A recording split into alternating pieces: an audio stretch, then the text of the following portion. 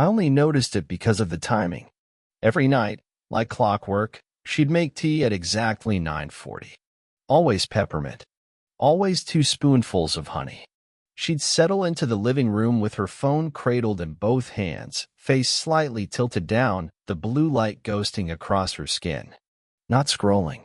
Not watching anything. Just texting. The soft rhythmic taps of her thumbs like distant rain. Quiet and precise. I never asked who she was talking to. Maybe I didn't want to know. At first, I thought it was work. She was a marketing analyst for a wellness startup and her team was half remote. Then I thought maybe her sister, or that friend from yoga she always said she felt safe around. I told myself it didn't matter, that we all need a little digital escape. But it kept happening every night, at the same time, in the same chair. Same blank expression. Same slight smile when she thought I wasn't looking. Then I saw the network name. She'd switch Wi-Fi connections. It was subtle, and I wouldn't have caught it if I hadn't been troubleshooting our internet in the bedroom. I opened the Wi-Fi menu on my laptop and noticed she wasn't on our home network. Instead, her phone had auto-connected to something stronger. Marcus Home _5G. Marcus was our next-door neighbor. We barely knew him. He was in his early 30s, lived alone, had that quiet sunglasses and barbecue tools energy. I'd spoken maybe 15 words to him in a year. My wife, Sarah, once baked him banana bread when he cleared snow from our sidewalk. That was it. No parties. No long chats. No hints of anything more. Still, I noticed. Her phone stayed on his Wi-Fi every night. Not once or twice. Every single evening, like it was muscle memory. Around 9:40, she'd drift away from our connection and hook into his like it was second nature. I thought about asking, but I didn't want to sound paranoid. Then last Thursday, it rained. The signal in the bedroom dropped completely. I walked into the living room to reset the router, and she flinched when I came in. Just slightly, like she hadn't expected me up. She turned her phone face down. That was new. Everything okay? I asked. Yeah, just texting Jill. She didn't meet my eyes. She's going through stuff. I nodded, made a joke about router gremlins. She laughed, a little too quick. I left the room and stood in the hallway for a while, pretending to fix the router. But I was watching the light under the door, waiting for it to shift, listening for footsteps. Then I doubled back, quietly, sock-footed, and peeked through the crack in the kitchen doorway. Her phone was upright again. On the screen, a text. It was just a preview. A banner that floated up for half a second before she tapped it away. Come to my place for a minute. The password is the same. My stomach dropped. The password. The password. I knew exactly what that meant. She had asked me to set up her phone last fall when we were out on the porch drinking wine. I remembered clearly Marcus had been fiddling with his lawn lights, and Sarah, curious, asked if we could borrow his Wi-Fi to check something when ours glitched out. She gave me her phone, and I typed in the password from the sticker Marcus had given me once when I helped carry a box into his garage. I saved the network to her favorites. She smiled and thanked me like it was nothing. Now, that password, my action, my help, was the silent key to something else. The message didn't even try to hide. No code words. No euphemisms. Just, come to my place. The password is the same. Like they knew I wouldn't check. Like I wasn't supposed to be watching. I stood there, completely still. The hum of the fridge. The drip from the leaky tap. Her fingers, lightly tapping the screen again. It sounded suddenly louder. Obscene. Like the sound itself was mocking me. I didn't speak. I didn't move. I just walked back to the bedroom and lay down, my heart hammering. She came in 20 minutes later, kissed me lightly on the cheek, and climbed into bed. Her hands were warm. Her phone slipped into the drawer beside her, screen down. I stared at the ceiling. The password was the same. The phrase echoed in my mind like a chant, like a sick inside joke. That night I didn't sleep. I replayed everything, the peppermint tea, the nightly texts, the slight shift in how she dressed for her evening wind-down time. Her lip gloss. The faint perfume. Subtle, but deliberate. I hadn't noticed it before because I wasn't supposed to. But now, I was noticing everything. And tomorrow, I'd start digging. The next morning, she made pancakes. She rarely cooked breakfast during the week, but that Saturday, she was cheerful, chatty even. She wore her old college sweatshirt, the one with the frayed sleeves and the faded blue logo across the front. She kissed my temple while pouring coffee and called me sleepyhead, like it was a normal morning. Like the night before hadn't happened. I watched her move around the kitchen like nothing was wrong. But everything was wrong. Her phone buzzed once on the counter. A short vibration. I didn't move. She glanced at it, didn't pick it up, just turned back to the eggs and said, "Jill's awake early." Jill again. I nodded. She okay? She shrugged. Yeah, she's just venting. You know how she gets. I didn't know. I barely knew Jill. I'd met her once at a barbecue where she stayed glued to her phone the whole time. But now her name kept coming up. A shield. A convenient character I was never close enough to question. Later, while Sarah showered, I checked her phone. I hadn't done that in years. We had the kind of marriage where phones were left unlocked, face up, without worry. Or maybe I just hadn't noticed the locks until now. It didn't open. She'd changed the passcode. The lock screen was plain now, just a stock photo of clouds. No widgets, no previews. Just a date and time and a smooth, impassive barrier between me and whatever I wasn't meant to see. I set it back on the dresser exactly as I'd found it. That night, I drove to the gas station at the edge of our neighborhood. Not because I needed anything, just to clear my head. But while I was there, I bought a prepaid SIM card and a cheap burner phone. It felt stupid at first, paranoid, like something out of a bad spy movie. But the moment I held it in my hand, I felt something else. Control. I went home and started digging.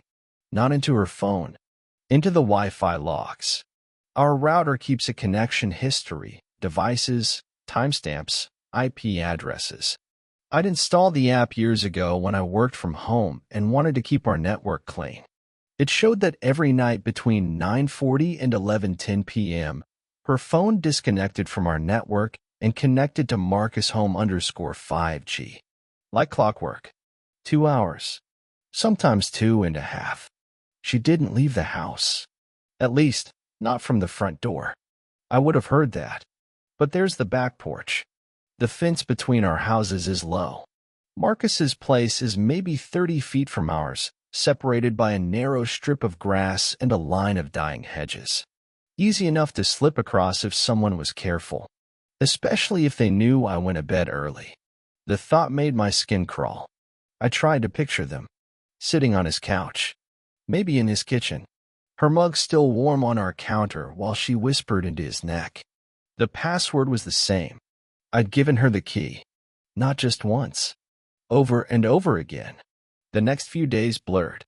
I started staying up later, pretending to watch TV in the bedroom.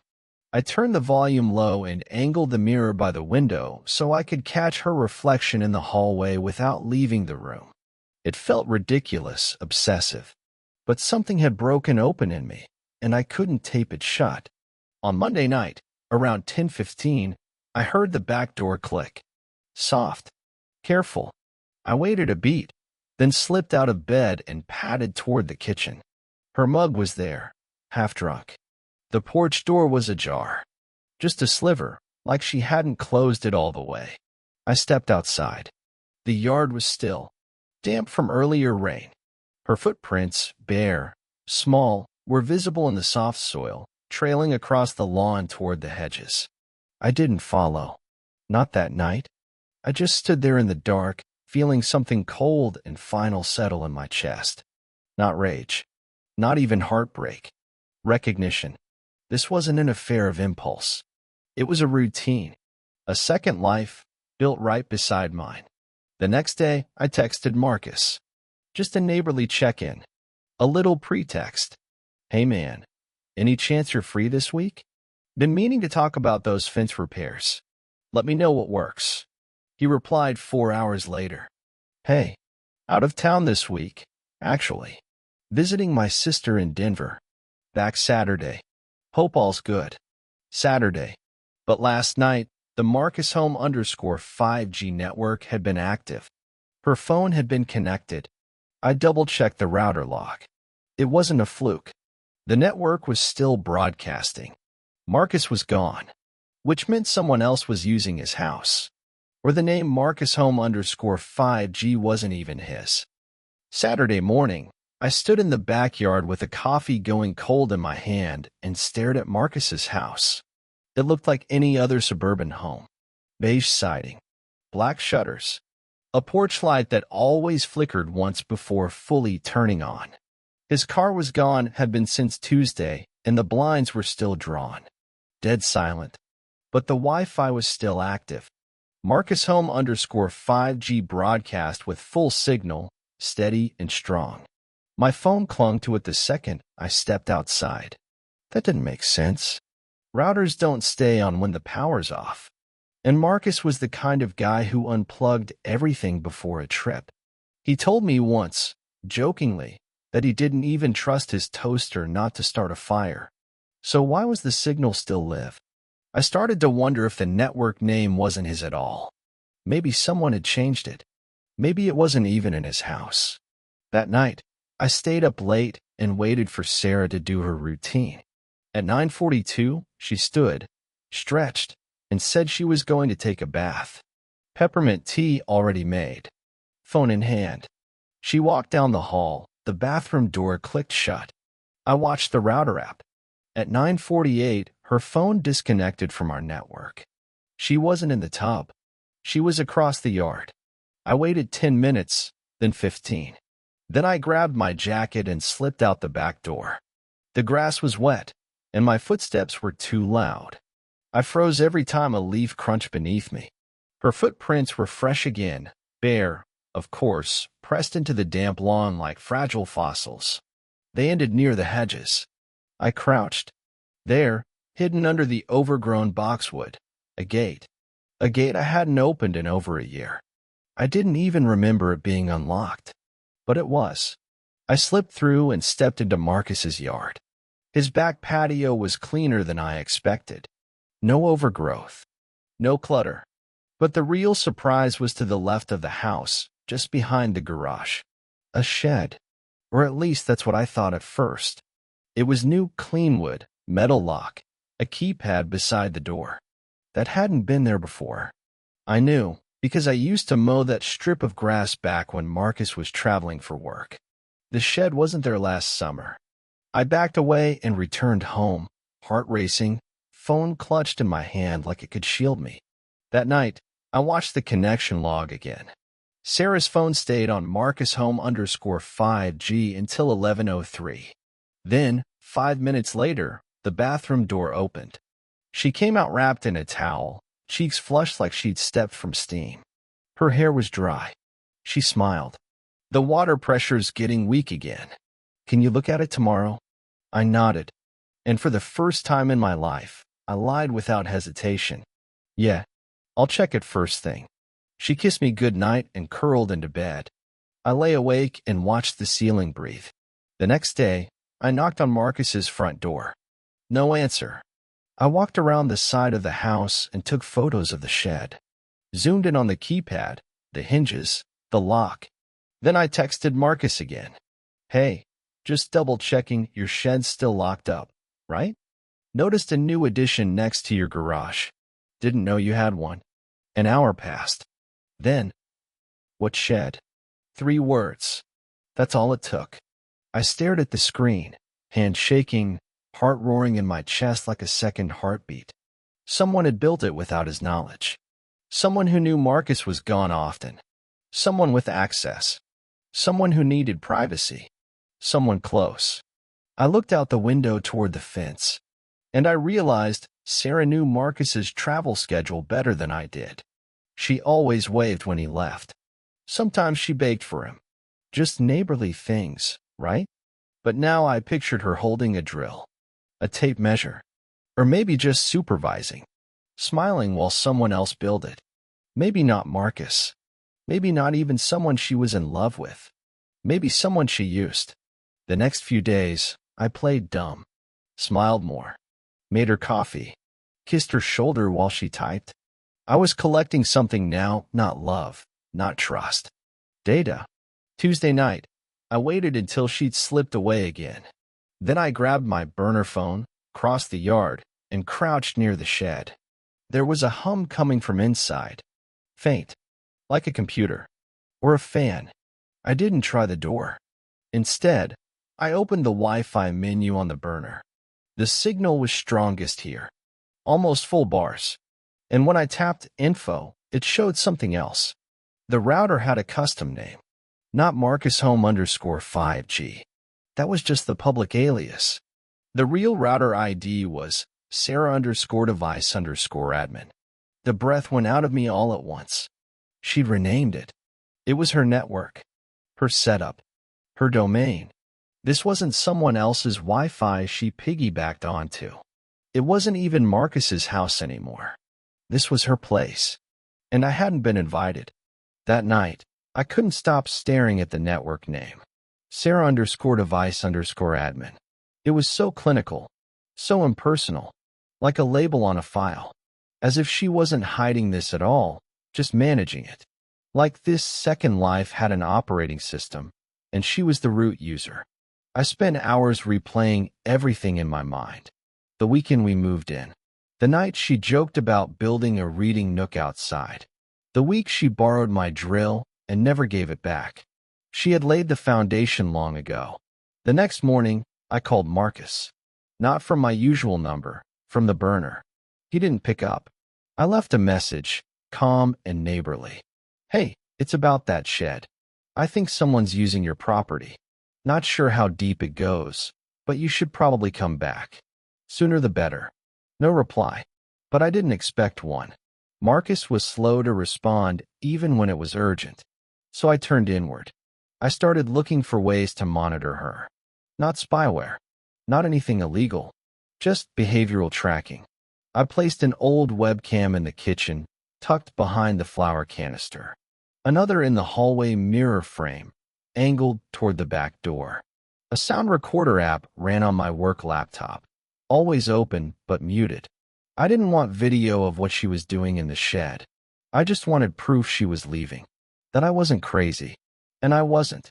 Every night between 9:40 and 11:10, the hallway camera would show the same thing. Her back, robe on, hair tied up, stepping quietly out the back door. Twice, she returned wearing different clothes than when she left. Once, she brought wine. A whole bottle, no glass. Cradled in her arms like an offering. But what chilled me most was the morning after. She would be radiant.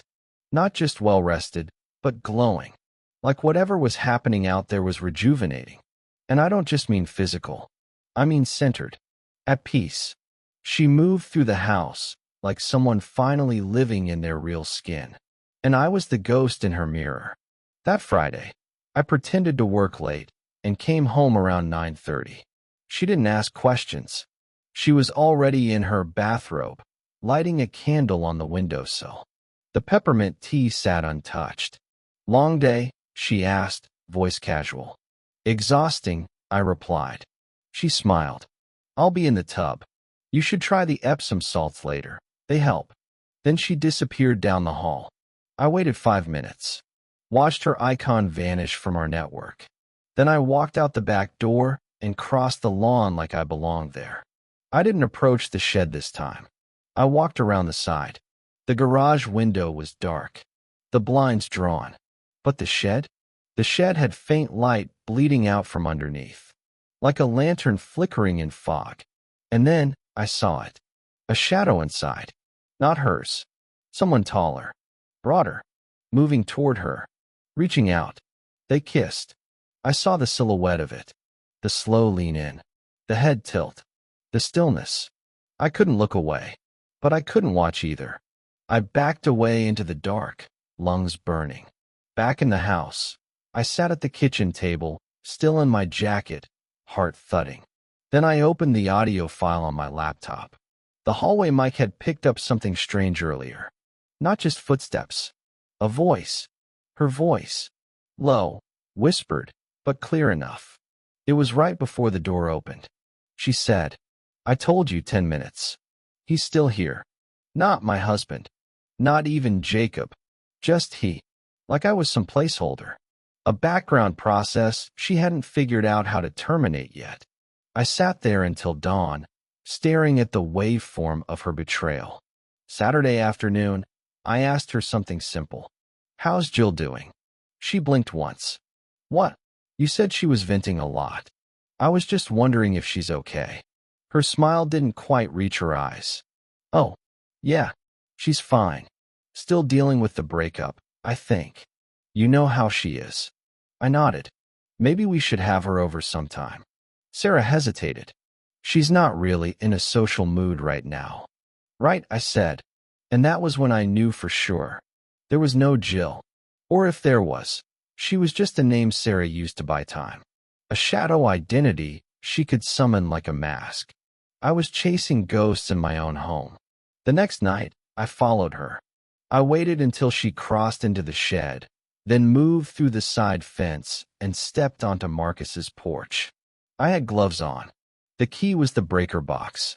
If this was her network, if she'd installed her own router, I could kill it.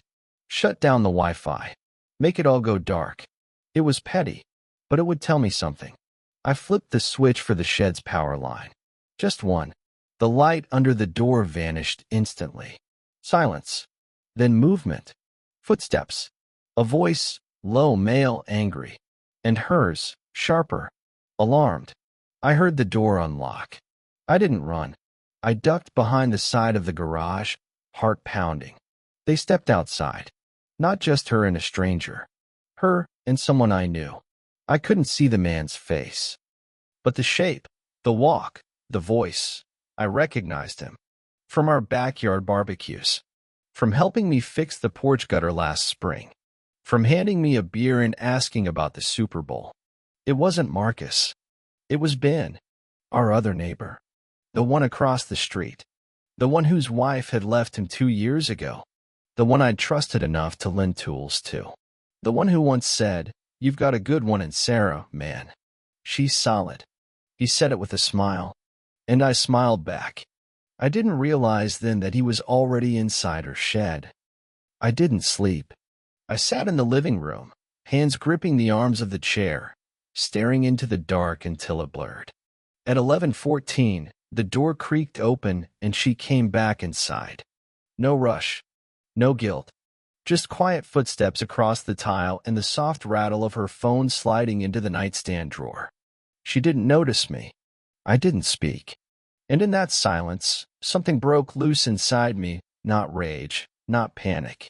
Something colder, more precise. I had names now. I had patterns, timestamps, footage. This wasn't a suspicion anymore. It was architecture. She had built this. Every lie, every deflection, every sip of tea was a floor in the tower she lived in behind my back. And now I had the blueprint. The next morning, she asked if I wanted to do brunch. I said yes. We sat across from each other at the Porchlight Cafe, drinking cappuccinos under soft jazz music. She wore a pale blue sweater, the one that brought out her eyes. She looked relaxed, maybe even a little smug. I studied her hands. Calm, resting on the edge of her mug. Not a single tremor. "I've been thinking," I said. "Maybe we should have some time apart. Not a split. Just room." She blinked once. "What?" "Nothing big. Just a trial run. Space." Her head tilted, eyes narrowing just slightly. Calculating. "Why?" "I don't know. I feel like we're repeating things. Same days. Same hours. I want to reset." A pause. Then the practiced smile. "Is this about work stress?" She was testing the edges, trying to figure out what I knew, if anything. I smiled back. "Maybe. I just want to get ahead of whatever this is." There it was again, this. That vague, unspoken weight between us. She hesitated, then nodded. "Okay. Maybe that's a good idea." 2 days later, I moved in with a friend. Temporarily. Gave her the house. Gave her the space. And that's when she slipped. Without me under the roof, she got comfortable. More careless. The backdoor camera showed her leaving every night now. Sometimes twice. And then something new happened. Ben started using the front door. At first, just a few minutes after dark. Then longer. One evening, he stayed from 8:50 to nearly 1 a.m. She walked him out. Kissed him in the open. His hands lingered on her hips. She smiled the whole time. Like a woman finally free. I recorded it all. I pulled screenshots, copied Wi-Fi logs, saved router metadata. Everything tied to the shed. The Wi-Fi alias. The admin name. Her timestamps. Ben's car. His plate. Then I sent it to Marcus. Not anonymously. I included my name, my number, and a short note. This was built on your property. Without your consent. Thought you'd want to know. It took him 12 minutes to call. Jacob, what the hell am I looking at? I didn't sugarcoat it. I told him everything. How long it had been going on. The secret network. The hidden shed. The man. The theft of space. Silence on the line. Then, I'm calling the police. He didn't. Not right away. He called his lawyer first. Within 24 hours, he was home. And within 48, the shed was demolished. Literally. I stood on the back deck and watched as Marcus, stone-faced, gloved, took a crowbar to the door while two friends carried out boxes, a desk, a monitor. Sarah screamed at them from the porch, demanding to know what they were doing. You built this on my land, Marcus said, not even looking at her. Without permission. You said. I said you could use my Wi-Fi once. I didn't say you could build AF***************************** ing office on my property. Office. That's what she called it when the police showed up, too. Said it was a creative space. A private studio. She claimed she thought the land was shared. She lied with her hands in her pockets. She lied like it was a second language. They didn't arrest her. But Marcus filed a civil complaint. Trespassing. Illegal structure. Unauthorized use of utilities. Ben didn't show up that day. I think she told him to stay away. Or maybe he just ran. Cowards recognize fire when they see it. That night, she called me. I almost didn't answer. But something inside me wanted to hear it. Why did you do this? She asked, voice tight. Not pleading. Just furious. Exposed. Do what? I asked. Burn it down. You could have talked to me. I laughed. Quietly. Like you talk to me every night at 9:40? Silence. You knew, she said finally. This whole time. Yeah. Another pause. You were watching me. I was, I said. And I saw everything. She didn't cry. She didn't apologize. She hung up. 3 days later, she was gone. Cleared out of the house. Left her key on the table. Took only the essentials. The rest was boxed up and sent to a storage unit I didn't bother to track. Ben never contacted me. Neither did she. And I never stepped into the shed. I didn't need to. I already knew what it was. Not a place. A proof. That even the quietest betrayals leave signals behind. It's been 9 weeks. The grass where the shed once stood has started to grow back. A pale, uneven green. Like a scar that's healing badly. Every time I look out the back window, the absence of that structure feels louder than when it was there. That shed was her cathedral, and now it's just dirt and wind and silence. Marcus's lawyer sent me a thank you card. A real one. Stiff cream paper. Black ink. No signature, just the name of the firm embossed in the corner. He'd won the case. Small claims, but the message was clear. Sarah's name is now part of a public record attached to willful encroachment. She tried to fight it, then disappeared mid-process. Never showed for mediation. Her lawyer withdrew. Just like that, she vanished. Ben still lives across the street. I see him sometimes. His front yard is immaculate now. Trimmed hedges. New porch light. Like he's trying to restore something. Or pretend he never gutted someone else's home from the inside. We haven't spoken since it all happened. I don't think he knows I saw him. I don't think he wants to know. There's a kind of cowardice in that silence. A man who can build lies with someone else's wife, but can't make eye contact with her husband. Let him look away. He always will. I cleaned the house top to bottom the week she left. Not just dust and clutter. I went through drawers, files, bookmarks on our shared laptop. Not because I wanted more evidence. I just wanted to see the shape of the hole she left behind. It was everywhere. In the kitchen drawer where she kept business cards for contractors and tech repair shops. One of them belonged to a man named Elias. I'd never heard of him. He'd left a handwritten note on the back. Thanks for letting me help. You've got great ideas. Call anytime.